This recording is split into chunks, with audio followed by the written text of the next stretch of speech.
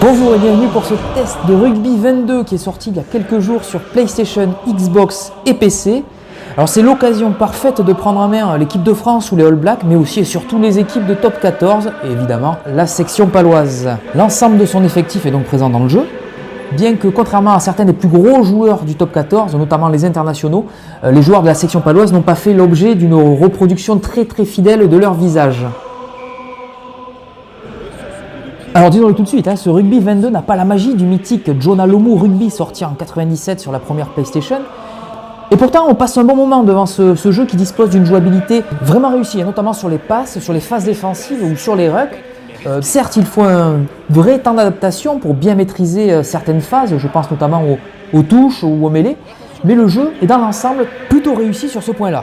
Malgré des graphismes un petit peu datés, on se prend quand même assez rapidement au jeu de ce Rugby 22 et le sentiment de progression est réel après seulement quelques matchs. Comme tous les jeux de sport, c'est vraiment à plusieurs que l'on en tire toute la quintessence. C'est un mode de jeu qui fonctionne soit en local chez vous, directement avec deux manettes sur votre console et votre télévision, mais ça fonctionne aussi en ligne où vous pouvez jouer contre de parfaits inconnus, voire contre un ami qui peut venir aussi bien d'Agen, de Castres et pourquoi pas de Toulouse. C'est dedans.